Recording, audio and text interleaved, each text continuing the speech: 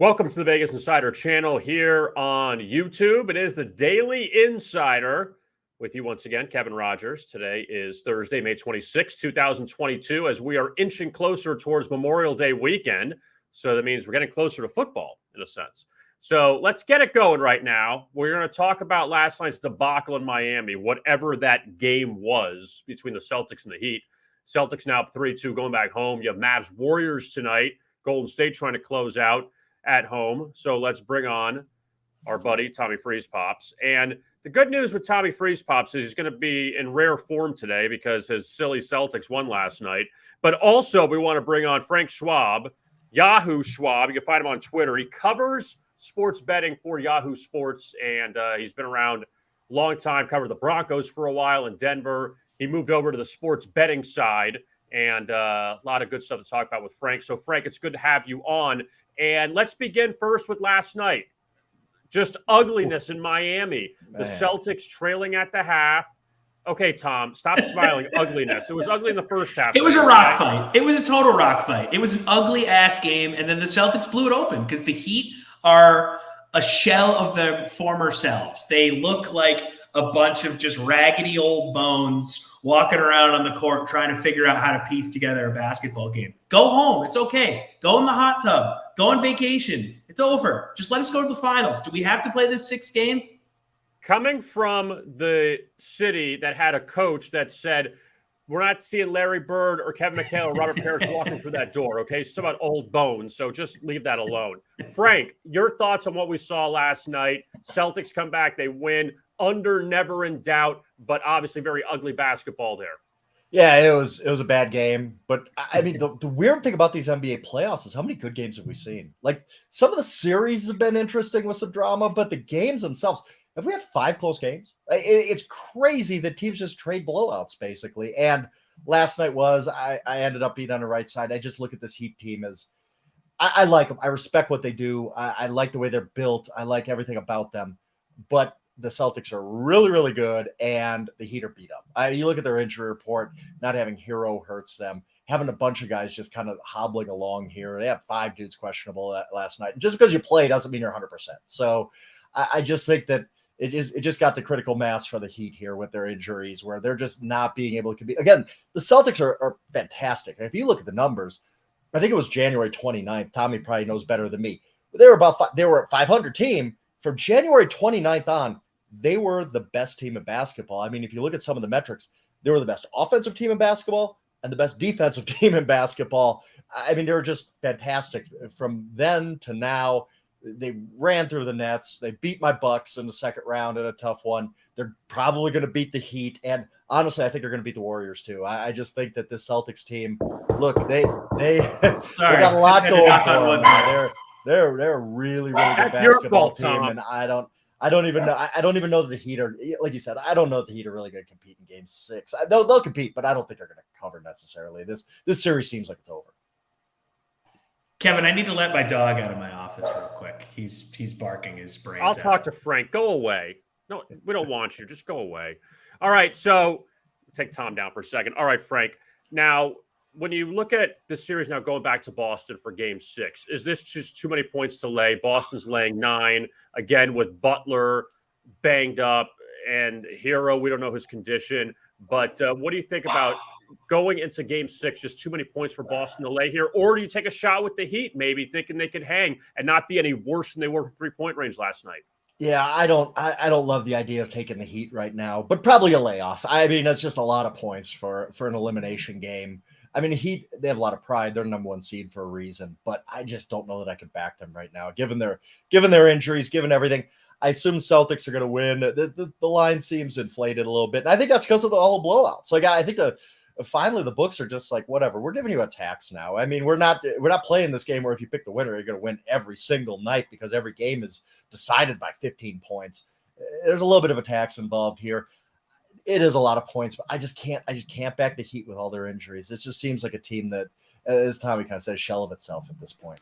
I feel like that number's got to come down over the next 48 hours, right? I mean, 8.5 feels like a lot. And when it does come down, I think that's when it's time to, like, if that lands somewhere around 7, I feel comfortable taking it. I would, because Celtics in 2012, they win Game 5 in Miami, and they come back to Boston for Game 6.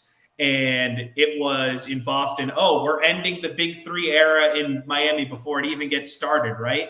And then LeBron has maybe his first real FU, I am great and clutch moment. Like, that was the moment where we're like, okay, LeBron is going to win the title this year. Game 6, drops 46 points in TD Garden, 35 in the first half.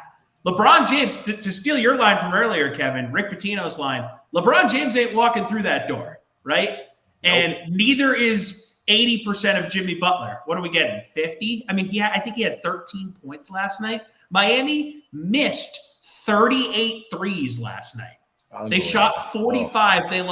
They missed 38 threes. This is a team that shot the ball from three at close to 40% all season long. It's one of the reasons why they were the number 1 seed in the Eastern Conference. They just have no lift left in those legs. Bam, when Robert Williams is on the floor, feels completely neutralized. I don't know if he's dealing with something. I know that there was some rumors out there about a possible illness that he's been dealing with that's kind of been going around that Miami facility. But they just don't look like they have it in them to finish a full game at this point. Yeah, I'd agree with that. This is a great Heat team. Look, the Heat's opening game this year, they played my Bucks, so I was paying attention, and they blew them out. It was like a 30-point game or something. And now at that point, I said, this Heat team is for real. They're really good. I like their stars. I like the way they're built. Their three-point shooters, their depth. I took futures on them. I think I took a plus 950 to win the East, and that's not happening. Like, this series does feel like it's over. I think even if somehow Miami could shoot it much better and upset them in Game 6, I don't know that I necessarily back them in Game 7. I just think the Celtics are a better team right now, and a lot of that has to do with the Heat being, like you said, they are a little older. They are beat up. They don't look like they have a lot of lift left, and I just don't know how you can overcome a really, really good Celtics team when that's the case. I find one thing interesting, Frank, that Brad Stevens, who was lauded as the greatest coach in the NBA, never took the Celtics to the finals. He moves up to the front office in a bit of a shocking move before this year. Ime Udoka, who was a journeyman in his career, he was under Greg Popovich as an assistant, finally made it as a head coach. This guy can end up being in the NBA Finals before Brad Stevens gets to the NBA Finals, which is crazy. Yeah, he's a heck of a coach. I mean, you could see that in their defense. Like this team, we all talk about stars. We talk about Tatum and Jaylen Brown and all that, but this team gets after you on defense. And that's why we've seen rock fights. I know that not necessarily, you're forcing the Heat to miss 38 threes, but nothing's coming easy for them. Nothing came easy for the Bucks. Obviously, nothing came easy for the Nets. This Celtics team is really, really elite defensively, and I think that's going to give the Warriors problems. I think that's the team that can. The Warriors have been scoring on everybody. They look great. They look like the Warriors, and I think it's going to be a lot different in the finals when the Celtics kind of get in them a little bit defensively. Yeah, and to your point about the Celtics defense as it relates to Ime, in his intro presser, he said defense is going to be a priority here. We need to get better on defense. And the organization, sort of in a response to how much Bam Adebayo destroyed the Celtics in the Eastern Conference Finals 2-3 years ago in the bubble, they drafted Robert Williams because of that. They needed help in the post on defense for guys like Bam, guys like Giannis. And Robert Williams has turned into maybe one of the best defensive big men in the game. Top 2, top 3. I mean, it's him, it's Gobert, Giannis, if you want to throw him in there. Robert Williams has become that guy, and he's been sort of the catalyst, him and Marcus Smart, for what we're seeing is one of the best defensive efforts from an NBA team in a long time. And when you talk about that Warriors matchup coming up, the Warriors are great shooters, right? We know they have those amazing guards. They can stroke it. But the Celtics have length at almost every position. I mean, Marcus Smart's a big one. He's not really a traditional one, and he's the defensive player of the year. So, yeah, I don't want to get ahead of myself, but I really – if you can get a Celtics future right now at a good price, I think it's worth the investment. Yeah, I think I heard the look ahead is it's going to be Warriors -130, Celtics +110, about in that range. I'll take the Celtics, no question about it. And I look, it's tough because I believe anyway they're going to have to go on the road. Like I mean, the Warriors going to have home court, and they haven't lost at home since late March. But it's just the team is better. Boston is just, to me anyway, the better team. And Warriors are just, and they can shoot the lights out to beat them. I don't think that's going to happen against, like you said, that length, that defense. But that's how the Warriors going to have to win, by just having an unbelievable 4 games shooting and knock off the Celtics in that series. Now, Frank, let's shift over to the West. And Dallas ended up surviving Game 4 at home. They should have won Game 2. Game 3, they were up early, and then Golden State ran away with it. They've had some bad third quarters in this series, but then Dallas finally opened it up in Game 4, won by 10, but they were by 29 going to the fourth. Now you're going back to San Francisco, and again, I feel more so, this is a little bit odd, Frank, but I feel like the pressure is more on Golden State than Dallas, even though Dallas has their backs against the wall, because Golden State does not want to go back to Dallas for a Game 6. Golden State wants to close this thing out tonight. Do you lay the points with Golden State? Do you like Dallas first quarter? What do you like with this game tonight? What are you seeing? I will say this. I've been really, really good on the East series. I've kind of played a zigzag, but got it right in Game 5 and all that. I've been totally lost in the West. I thought the Mavericks had a real shot to win this series. I'll be honest. I thought they're playing very well since the Porzingis trade. Luka's obviously Luka. And then, they blew Game 2. You're up 19. Like, you got to win. And with Luka dropping 42 points in that game, they didn't. And I just think there was a hangover from that in Game 3. Obviously, I think it was more of a gentleman's sweep situation in Game 4. Okay, we'll give you the game. We're going to get it back in San Francisco. We'll be fine. Again, the Warriors have not lost at home since March. They are so good there that I just have to take them. I know it's a lot of points to lay, but I haven't seen a lot in this series that leads me to believe that Dallas is the right side here, that they have. Look, if I'm going to take a team, I got to feel they got a chance to win, right? Like the old adage with underdogs. I just don't feel like Dallas can win in San Francisco. I just, at some point, they're just not on the same level, especially on the road. Golden State, again, great home team. I don't think they got the juice to really compete to win this game, so I can't. I have to take the Warriors here. I have to take the point, or I have to lay the points, because I just think they're the better team, especially at home. Yeah, I think the fact that they were up 3-0 tells you everything you need to know, right? Yeah. Like, Luka has done everything he possibly can to get them to this moment. And yeah, they were doing well in the first half, and you come into the second half in Game 4 with that delay from the leaking ceiling. And we know the Warriors historically are like the best third quarter team ever. So I feel like the Warriors kind of missed their groove there at the start of the quarter that they usually pull away, or they'll have these crazy comebacks like they always do. So it was a weird game. So I think coming home, they've been dominant there all season long. They've been dominant at their home floor basically since 2015. Even when they were a bad team for years, the Warriors were always a tough home game. So I feel really strongly about going Warriors money line here. I like them against the spread. I like the over personally. I think that the Warriors are just going to come out firing. And look, the Mavs don't have the firepower that Golden State has, but Brunson can score. Luka's going to have a game because someone has to, right? I like that. That's the sides I'm leaning. I'm going all Warriors, and I'm going over here because they're dominant right now. Yeah, and I think one point in this, and I've tried being like, oh, I'm going to take the points with the Grizzlies. I'm going to take the points with the Mavericks. The Warriors are so good late in games hitting free throws that they don't let you get in the back door either. That's a factor here. I've had a couple of games trying to fade the Warriors, taking a lot of points where it's like, I feel good. And then in the last 2 minutes, I'm like, how did I lose that bet? It's just, that's who the Warriors are. They're really good late in games. That's a factor too for me in saying, I don't really fear laying that many points. I don't, but I've been rocking the series the whole time, but I just feel like the Mavericks they don't have the juice to beat Golden State here, not in this spot. And if I don't believe they can win, how could I take the points? Yeah, the Warriors, to your point, as a team, free throw percentage, almost 77%. And, that's with a bunch of guys that are close to the 90% range Right. from the free throw stripe. So once you get late in games, they don't miss. They do not miss late in games because they're really, really smart and get the right guys the ball. Yep. Right. Curry, Clay, and Poole touching the ball at the end of the game. I mean, that's almost automatic from the free throw line every single time. No question. What props do you like for tonight? Anything, Frank? I haven't really looked at the props market. I'll probably look a little bit later, see if there's anything that stands out. I did hit Luka game 2. That was a really nice one. But I also lost on the Mavericks in that game because I thought game 2, I was like, the Mavericks, this is their game. I like them to win the series. They came out, they're up 19. I'm like, I'm a genius. And then by the end, I don't even cover. So, no, I'll look at the props market a little bit later.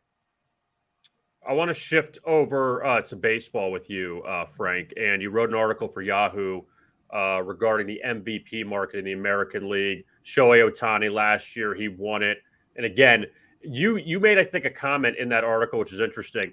Aaron Judge, for as great as he's been so far, the Yankees, I'll ask you this. I'm going to sidetrack for a second. How surprised are you with the Yankees start, first of all?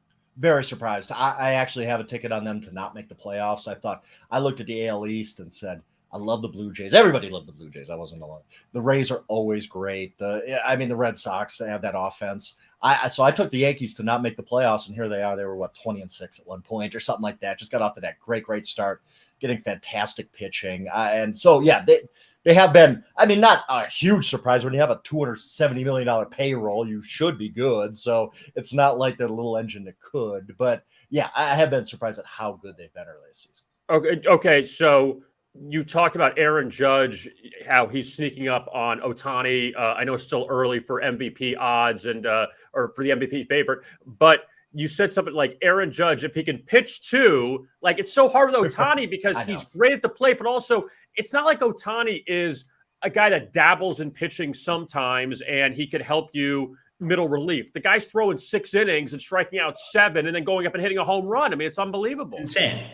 We've never seen anything like it. Anything. Like even people are like always by Babe Ruth. Babe Ruth never really did this. Go back and look at Babe Ruth's career. He was a pitcher and then he was a hitter. Like there was a little crossover, but not like this where a guy is all-star level at both. So it's possible that Shohei just breaks the MVP model and he gets it every year. Like you could make an argument that to give basically if he stays healthy for the next 4 or 5 years, every single season you could vote for him because he who can else sustain is doing this, yeah. Right. Like, and I assume he can. Why not? Like he's great. He is phenomenal. But when you're playing this market, you have to handicap voters. And we know voters like to spread this thing around. They like to, and New York is involved here. And yes, I'm being very cynical here, but when you have the East Coast bias involved here, and Aaron Judge is a huge star, and if the Yankees win the East and have the best record in the American League, which right now they do, if everybody and with homers down too is another big part of this, to me at least.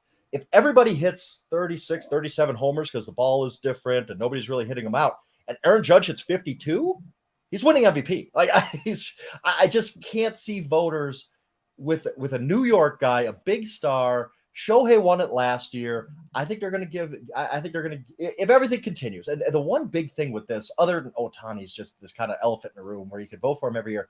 Judge has always been hurt in his career. Like he's only had 2 semi-full seasons under his belt. So he's got to stay healthy and he's got to keep hitting like this. But I think he will if he's healthy. But I think that's going to happen. If a New York guy with a first place Yankees team hits 50 homers, they didn't give it to him the last time he hit 50 homers. So I think this time, Aaron Judge is going to win MVP, and the odds are good on it still too, because Ohtani is so far out in front of everybody that I'll take a shot on Judge. I think what's going to happen, and I bet this before the season, I wrote about it, I think Ohtani wins Cy Young. I think the voters are going to say, well, it's almost like the NFL MVP, NFL Offensive Player of the Year thing, where this is such a weird case where the voters could be like, well, he wasn't, because Ohtani has not been great at the plate this year. It's been good, very good. And he's been great pitching. I think the voters might just be like, well, we'll give Judge MVP and we'll give Ohtani Cy Young. That'll be fun. Like he's got a MVP, he's got a Cy Young. So I've already got a ticket on Ohtani winning Cy Young because I think the voters might end up doing that. I like that play. It's good to keep the voter base in mind when you're making these types of bets. Like you could lose a lot of money betting on these MVP, Cy Young, rookie, whatever markets. We're not thinking about, like, especially in the NFL where it's very obvious it's going to be a quarterback. And if it's not a quarterback, it's going to be a running back who rushes for 2000 since 1993. Every single NFL MVP has been a quarterback, a running back who rushes for 2,000 yards, or a running back who sets a touchdown record. That's the entire list. When J.J. Watt didn't win in 2013, I said, it's over. The quarterbacks are going to win every single year. So in that market, skip over Jonathan Taylor, Cooper Kupp, and all that. You can limit your selections right away to 32 guys. That's it. That's the only guys who can win MVP. And it's similar in baseball where you can look at the past and see what do voters like, what do they look for, how are they going to play this thing at the end, where it doesn't matter who I think is the best player in baseball. It just matters who gets the votes at the end. Now, I want to shift over because you brought it up, Frank, with NFL. Schedules have come out. Lines have come out for week 1. Lines have come out actually at the Westgate for the entire season. That we're not forget about week 1. You can look at it week 8 if you want. But football's back, baby. Football's back. It's too early. I think it's insane. Let's look at week 8. This matchup. Yeah, what, Frank? Week 1. Is there anything you've isolated so far that you're looking ahead to that you like right now that you want to jump on?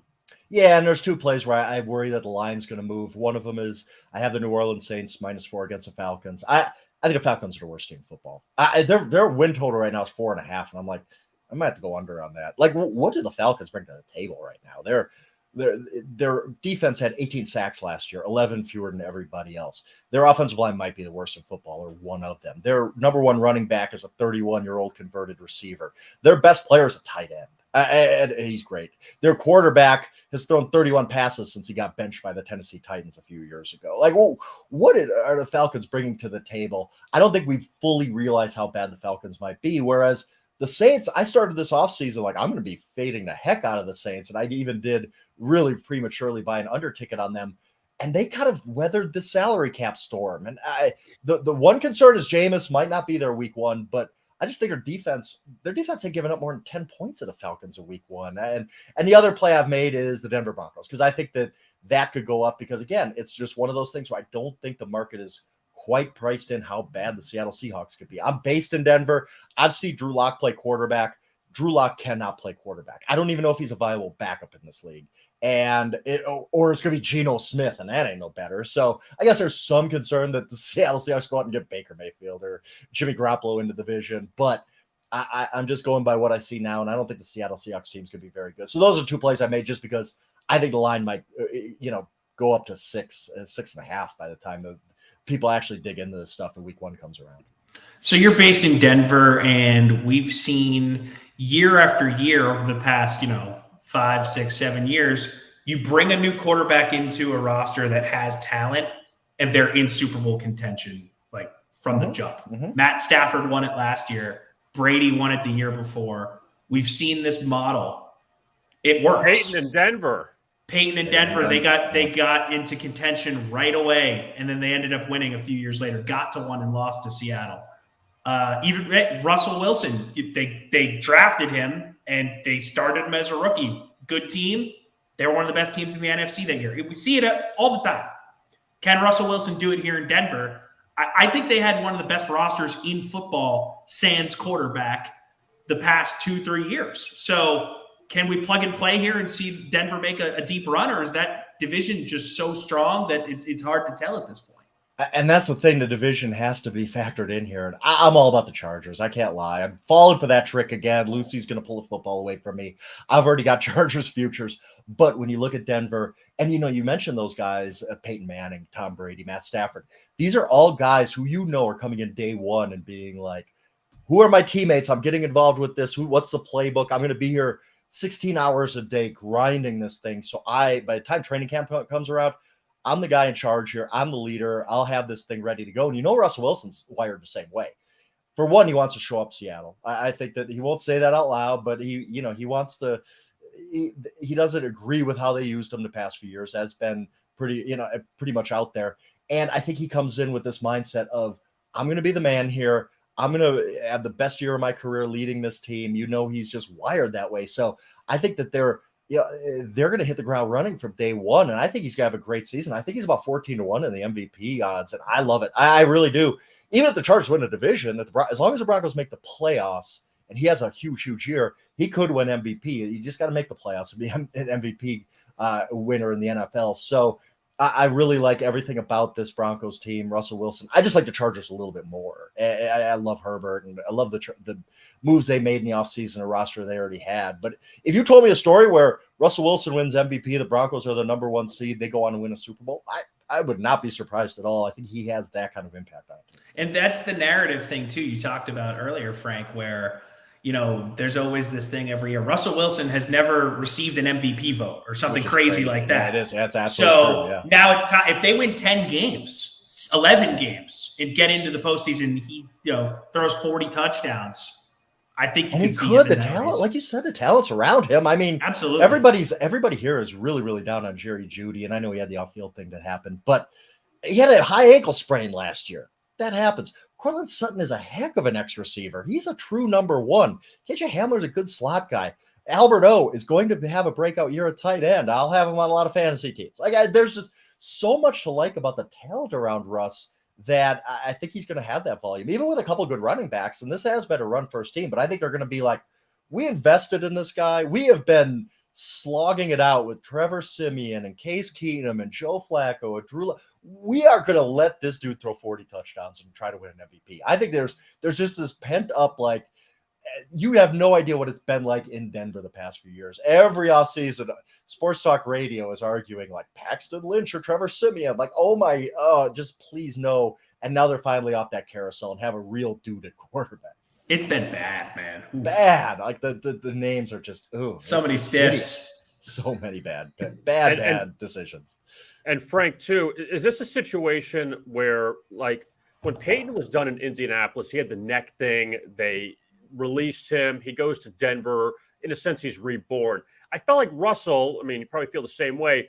He wasn't very good in Seattle last year. Had that finger injury. I remember that Washington game and that Monday night. He couldn't throw the ball. He just looked so off that now just hitting the reset button away from Pete Carroll. Now you have an offensive-minded coach with Hackett from Green Bay. That will Russell just be rejuvenated because of how everything ended in Seattle?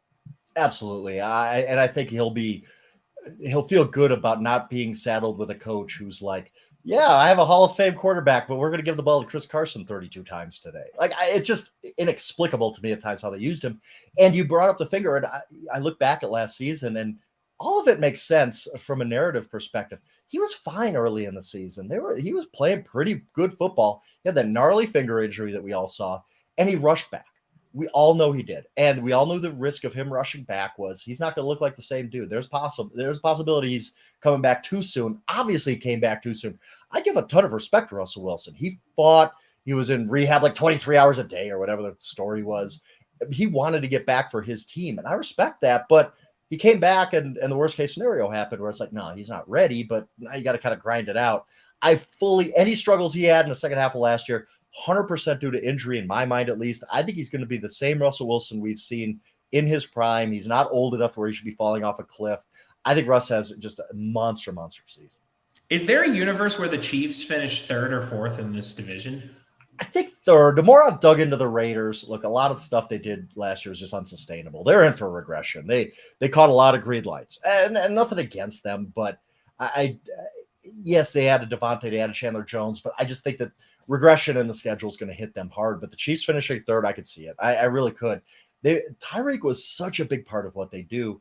And we also forget that the first half of last season, we all were like, is Travis Kelce hitting the wall? Is he still the same dude? Now, he finished really well, but he's really carrying that passing offense. Obviously, with Mahomes running the ball, they did okay to reshuffle their receivers, but you look at like Juju Smith-Schuster got like a 1-year, $3 million deal. That's kind of backup money in the league. Like, I don't think there's a lot of faith in him being a true number 1. I just don't know. You lose Tyrann Mathieu, who is a huge, huge leader for them. I just don't like what the Chiefs have done this offseason. But yet it's also hard to fade Andy Reid and Patrick Mahomes. When you have a guy who might end up being the greatest quarterback of all time, a Hall of Fame head coach with him, it's hard to be like, yeah, that team's finishing 3rd. Yeah, they've lost like a combined 15 games together. Like when he's been the starter. It's been insane. And when we sit here, we're like, ooh, picking holes with the Chiefs. In the back of my mind, I'm thinking, does it matter? They got Patrick Mahomes. Like, he's so good that he might just be able to say, give me any. There's maybe 5 guys on this planet where you're like, I don't care who the coach is. I don't care what the scheme is. I don't care who my teammates are.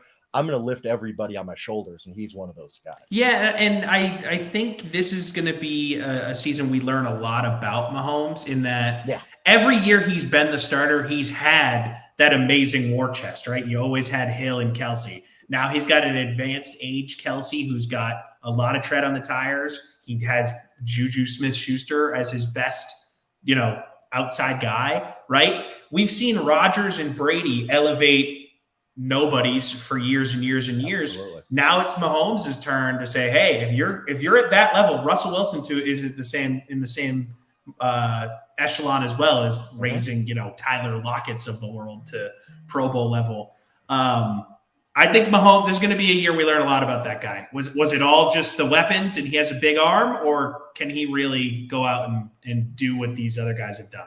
Yeah. And I think in a normal circumstance, we'd say, yeah, Mahomes can do it. But it's also saying the Denver Broncos are really, really good. And the Los Angeles Chargers are really, really good. The Las Vegas Raiders, I might be banging the regression drum, but they won 10 games last year. Should have beat the Cincinnati Bengals in the first round of the playoffs too. Like, it's just the division is so tough.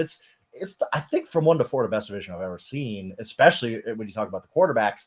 So it's not just, the Chiefs are going to take a step back, but the other teams have been loading up to beat them, and how do they react to that? I got to ask you about this, Frank. Your 2021 NFL picks, you were first among 320 media members. First of all, who's grading that? Sharp Rank does that, and another site does it too. And I'm totally blanking on who it is. I don't do it myself. Or that's why I already cooked the books. Like, oh, hey, remember that? So what was your record last year? I don't know the record off the top of my head. No, it was good. I do know that I was close. I think close to 60%. It was just one of those great seasons where late in the year, just it was good. Like, I'll take my victory lap now because we all know how hard the NFL is. I could go. And last year was weird. Like you had like the Jaguars beating the Bills. Like there were some wonky games there in the middle of the season. So that's 60% last year. Impressive. It was like, in the high 50s, let's say. But and I pick all 16 games every week on Yahoo. So that's tough too because, as a bettor, you don't bet all 16 games. You don't bet all 16 games because there's some of those on the card where you're like, I have no idea. But when I'm picking for now my 10th year covering the NFL for Yahoo, I pick every single game every single week. And that could be tough at times, I'll tell you that. But but like I was saying, the NFL's hard. And that's why I kind of took my victory lap when I could. Was like, I had a great season. Because I know this season I could pick 48%. Like the NFL is insanely hard. You have to stay on top of it every single week, and you could still just get unlucky. There's so many games in the NFL because the league is really so competitive that it bounces here or there. Like the Ravens are a great example of a team that in the second half of the year, they lost 5 games by 3 or fewer points. Like those are coin toss games, and they lost all 5. So those things can happen in the NFL where it's just, hey, the coin didn't flip on my side this time. Okay, on the record right now, as we sit here today on May 26th, best team in the NFC, best team in the AFC. It's tough. It's so chalky, but I do think the Buccaneers probably are the best team in the NFC. And I've just given up fading Brady. I've done it every year. Where I've said, look at the history. There's nobody at age 42 who's ever done this. And then the next year, I'm like, there's nobody at age 43. There's nobody at age 4. I'm just done with it. Brady's a god. Brady, we're never going to see another Brady. Like everybody's like, oh, quarterbacks can now play into their 40s. There's really been one guy to play in his 40s. Like it's just, he's a freak. And so I think the Buccaneers will be just fine. I think that the rest of the NFC, I don't like the Packers. I don't really like the Cowboys as much as they were good last year. The Rams, they're good, obviously. They'll compete for that. I do think San Francisco is kind of one of my dark horse teams because I just haven't given up on Trey Lance being a star. I think that guy has the juice. He just needs the experience. AFC, it's hard to get away from the Bills, but I've already talked about my Chargers love, and would it surprise me that much if Justin Herbert's our MVP and he throws 45 touchdowns and that team just goes crazy this year? It would not. I do this to myself with the Chargers, and they always let me down. But man, that roster's good. It is a championship roster. It's just, can the Chargers not charger for once? Can they not blow games against Houston in Week 16 like they did last year? Can we finally get that Charger season? It's possible. I want to ask you this one, Frank, while you're on the Chargers. What did you make of the whole Brandon Staley thing in that Thursday night game against the Chiefs last year? What did you make of all that? Because I'm like, dude, stop with all of this. You got to kick a field goal. You'd be in the playoffs right now if you weren't trying to outthink the room that much. And I like the fourth down revolution. It's crazy that as of like when Doug Peterson started doing it in 2017, when you go back, and I do this a lot when I'm working, I'll throw on old games on YouTube, right?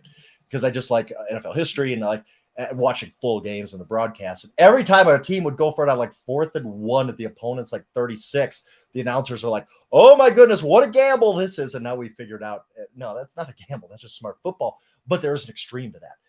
I don't think that, every single time you need to follow the analytics. Sometimes it's okay to take points. Sometimes it's okay to say, 3 points here is fine. And maybe I don't need to go for it on my own 18. Like it's sometimes it's okay to punt. I'm not fully invested in this. You have to be hyper aggressive all the time. And I honestly think Brandon Staley's going to learn. I think he's a smart dude who's going to take a step back from his rookie season. Remember, he's a rookie. He was making mistakes as they go.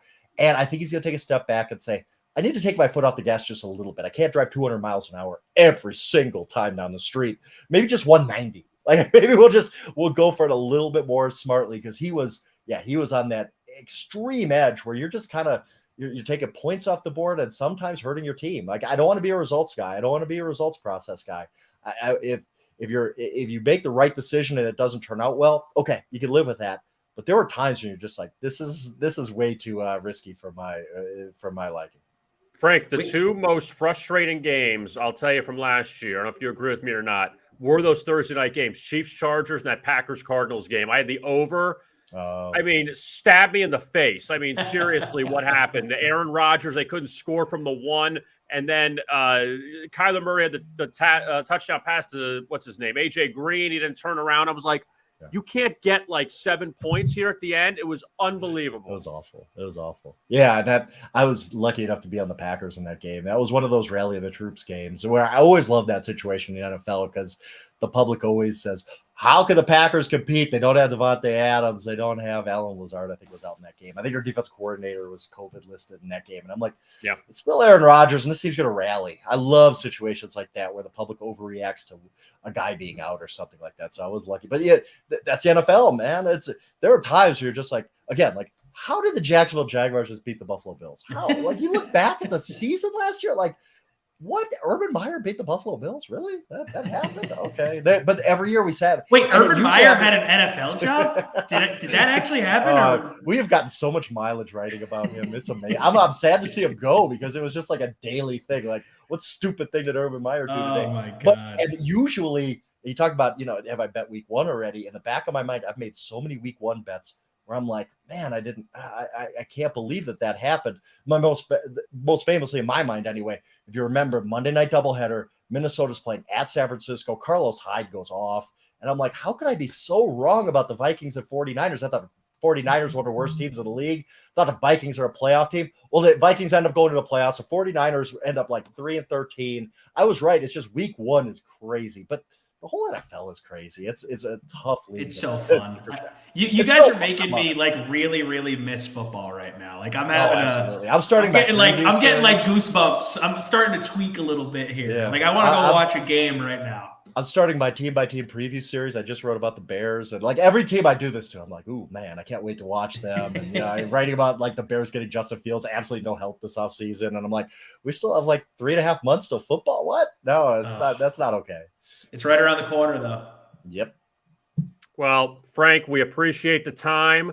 Check him out at Yahoo Schwab, and great job covering sports betting also with the NFL. You were around the NFL, like in a sense, in the trenches for a while, covering the Broncos for a long time, and now you're dedicated just to sports betting at Yahoo. And Frank, we appreciate the time, and we'll talk to you soon, okay? Absolutely appreciate it, guys. Frank, before you go, how often are you mistaken for Howie Schwab from ESPN? I've heard so many stump the Schwab jokes. Yeah. I get a lot of David Ross. If you look at it, go look at. And the funny thing is, I hate the Cubs. So, but if you go look at David physically, Ross, for sure. Are you David Ross or are you stump the Schwab? Which one? Yeah, either way. I still think that show is fixed. I don't care what you say. I watched it. Like, there's no way you know all this stuff. It's impossible. No way. Indeed. I think the whole thing's freaking fixed. All right, Frank. Thanks so much. We'll talk to you soon. Thanks, Frank. All right, there's Frank Schwab and. Good I'm guy. That show's fixed. You can follow him on Twitter A lot of good stuff out of him. Totally fixed. I'm with you 100%. Oh. I used to sit there. I was like 10 years old when it was on. And I'm like, how does this guy know that?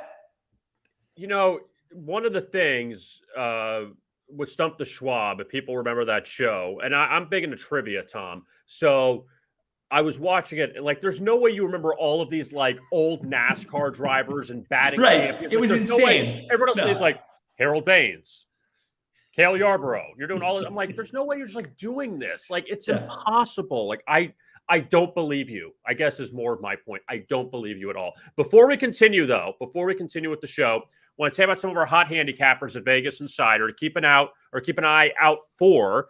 And we have the NBA playoffs continuing tonight with the Mavericks and the Warriors game number 5 out in San Francisco. Also NHL, couple games with the Rangers Hurricanes, as well as the Oilers and the Flames. Also Major League Baseball. Mark Franco, all the dogs are barking. Mark Franco, NBA money leader, 3-0. His last 3 is over 30 units so far in the season. Scott Rickenbach, he has won 5 straight NHL picks, and Steven Nover, 4-0 Major League Baseball run, 7-1 his last 8 Major League Baseball picks. So check those out. You can go to our buy picks page. You go to any sport, NBA, NHL, MLB, on our homepage, and you'll see NBA buy picks, MLB buy picks, NHL buy picks, and also you could find our records as well. If you go to the picks at the top of the homepage, you'll find expert records and also the buy picks for every sport there. So check out our hot handicappers now at Vegas Insider. All right. Love that. Love Mark Franco, former Great Dane Nation handicapper.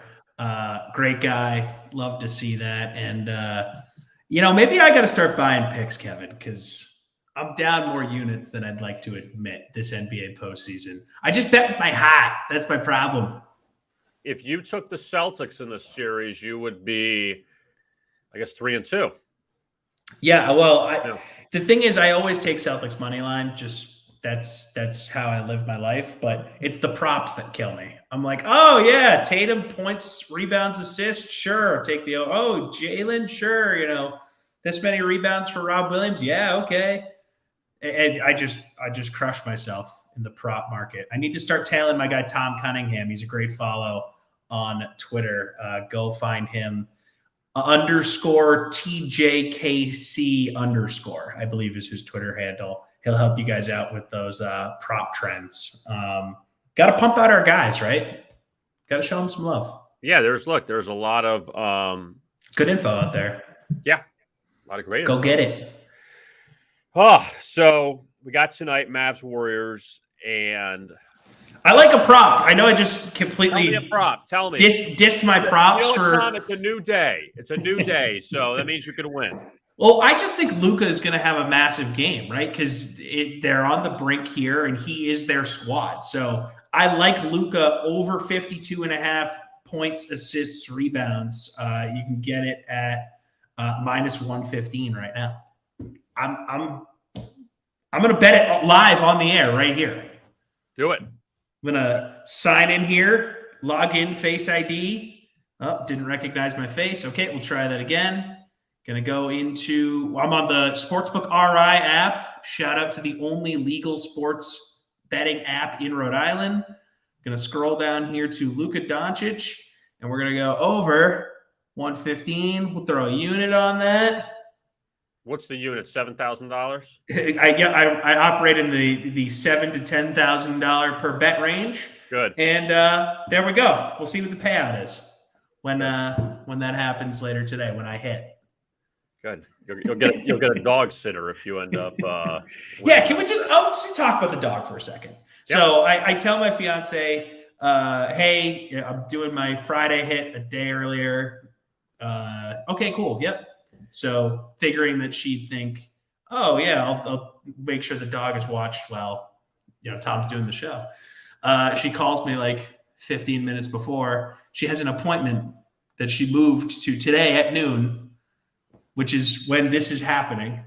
So the dog, I thought he was going to be friendly. He was sitting quietly at my feet for a while. And then I knocked on wood because Frank was trying to say that is so your fault. All of that. Totally my fault. 100% your fault. I just wanted to explain was that if I had not knocked on wood, I think Milo would have been nice by my feet the whole time. But he didn't like the knocking on wood, and he hasn't stopped yelling at me about it since. Yeah, you learned your lesson now. So, are you in your new house?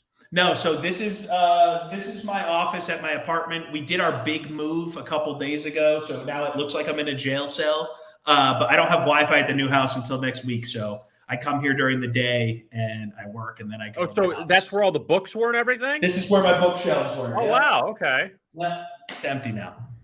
Okay, I was wondering where you were at. Okay. Yep. No, I'm not in jail. Don't worry. I've been asked that a few times this week. Good. So, hey, last time you and I talked baseball, you were kind of giving me some crap about the Red Sox. I just want to give the Red Sox a little love here. I know their win streak ended last night, but 6 straight heading into last night. They got 5 games against the Orioles this weekend. Aaron Judge, yeah, great. He's having a great season up in New York, but Stanton goes on the IL.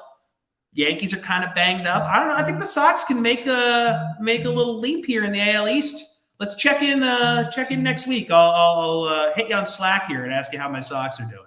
I am upset because there was like a system years ago that I looked into, and I don't know why I didn't follow it. When you get swept at home by someone and then you play them again as a road underdog, I like taking them in that game one. I don't care what anyone says. There was revenge for the Red Sox against the White Sox the other night in that game 1, and you saw they killed them 16-4, whatever it was. And Travis Story had that home run. I was like, that was the play, was take Boston after they got swept by Chicago and they were playing them on the road the next time, and they ended up winning that first game convincingly. So I was upset that I didn't take Boston that game.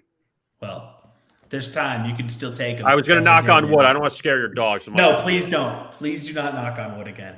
Don't ever Kevin, knock on wood in front of Tom. No, especially not my dog.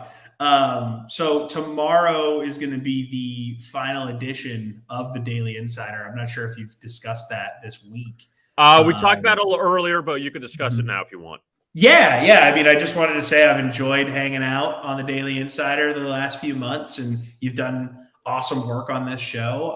We're just going to be taking the summer to revamp our daily lineup, and it's going to be awesome. It's going to be even better heading into football season. So just want our viewers and our fans to stick around and be ready for incredible handicapping and gambling info once football season is here and ready to roll. So thanks for sticking around, and thank you for continuing to come to Vegas Insider for all the information. And I just want to give you kudos. You've done a great job with this show, and I'm excited to see what's ahead.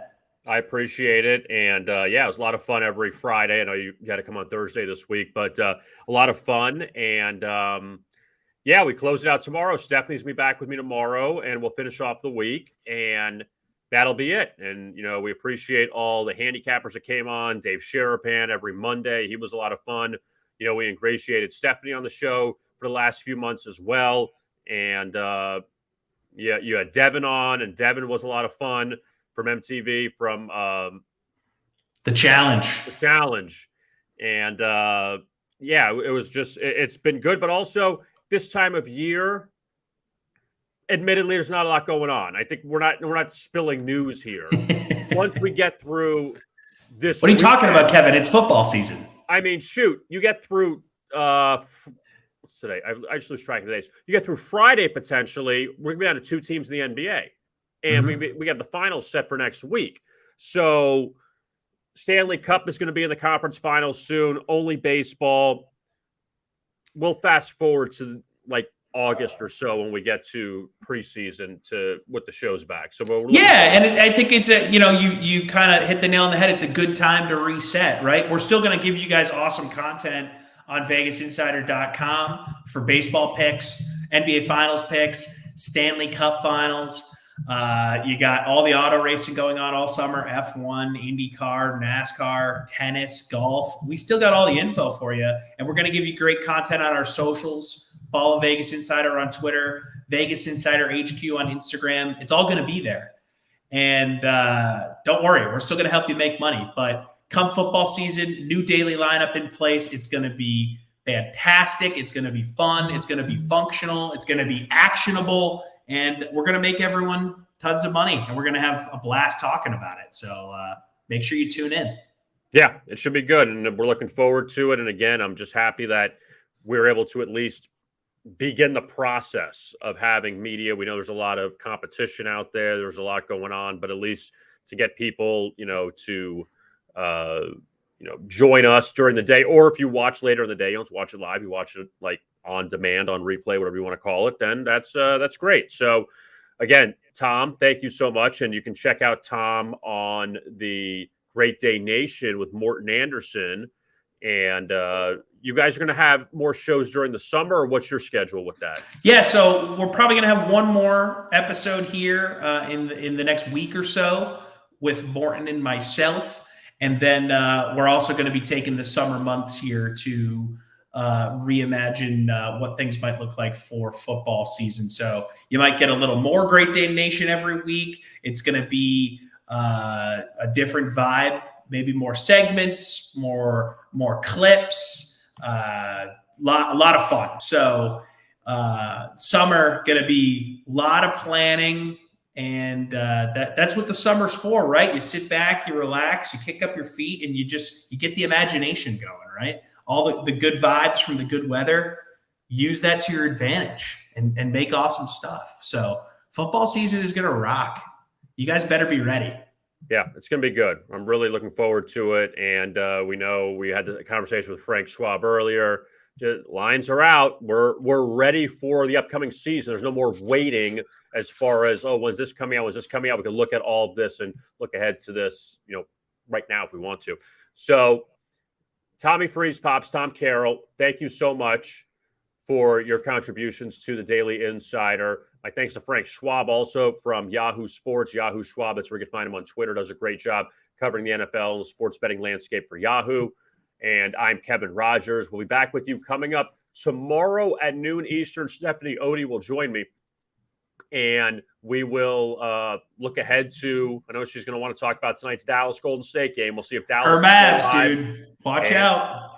We'll see if Dallas got one more swing left in them with Luka. We'll see. And Heat and the Celtics coming up tomorrow in Boston. So we'll look into all of that in the final edition of the Daily Insider. I am Kevin Rogers. Thanks a lot for watching. And as always, best of luck with your bets.